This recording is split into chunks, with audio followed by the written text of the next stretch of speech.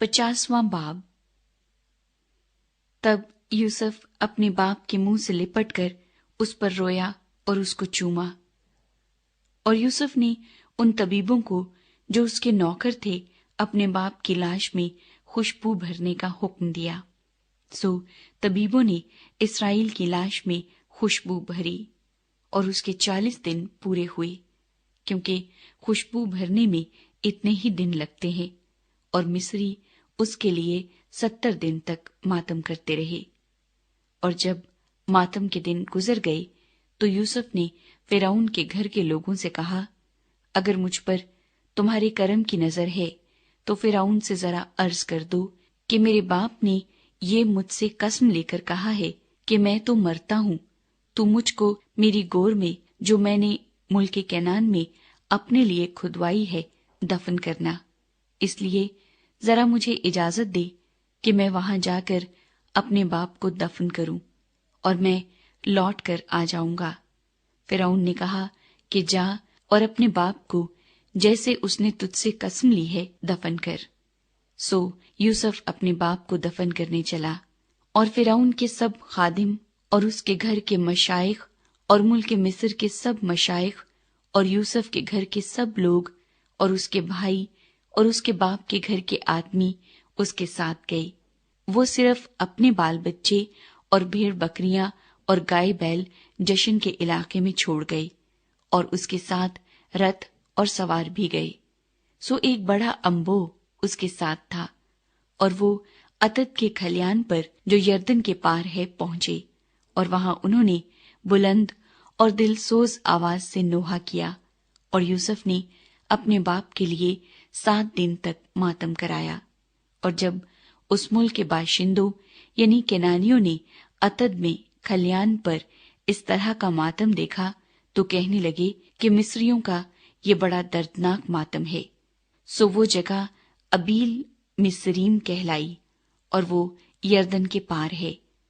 और याकूब के बेटों ने जैसा उसने उनको हुक्म किया था वैसा ही उसके लिए किया, क्योंकि उन्होंने उसे मुल्के केनान में ले जाकर ममरे के सामने मकफीला के खेत के मुगारा में, जिसे इब्राहिम ने इफ्रून हित्ती से खरीद कर गोरिस्तान के लिए अपनी मलकियत बना लिया था, दफन किया। और यूसुफ अपने बाप को दफन करके अपने भाइयों और उनके साथ जो उसके बाप को दफन करने के लिए उसके साथ गए थे मिस्र को लौटा। यूसुफ अपने भाइयों को दोबारा यकीन दिलाता है। और यूसुफ के भाई ये देखकर कि उनका बाप मर गया कहने लगे कि यूसुफ शायद हमसे दुश्मनी करे और सारी बदी का जो हमने उससे की है पूरा बदला ले। सो उन्होंने यूसुफ को ये कहला भेजा कि तेरे बाप ने अपने मरने से आगे ये हुक्म किया था कि तुम यूसुफ से कहना कि अपने भाइयों की खता और उनका गुनाह अब बख्श दे, क्योंकि उन्होंने तुझसे बदी की। सो अब तू अपने बाप के खुदा के बंदों की खता बख्श दे। और यूसुफ उनकी ये बातें सुनकर रोया, और उसके भाइयों ने खुद भी उसके सामने जाकर अपने सर टेक दिए और कहा, देख हम तेरे खादिम हैं। यूसुफ ने उनसे कहा, मत डरो, क्या मैं खुदा की जगह पर हूं? तुमने तो मुझसे बदी करने का इरादा किया था, लेकिन खुदा ने उसी से नेकी का कसद किया ताकि बहुत से लोगों की जान बचाए। चुनाचे आज के दिन ऐसा ही हो रहा है, इसलिए तुम मत डरो, मैं तुम्हारी और तुम्हारे बाल बच्चों की परवरिश करता रहूंगा। यूं उसने अपनी मुलायम बातों से उनकी खातिर जमा की। यूसुफ की वफात।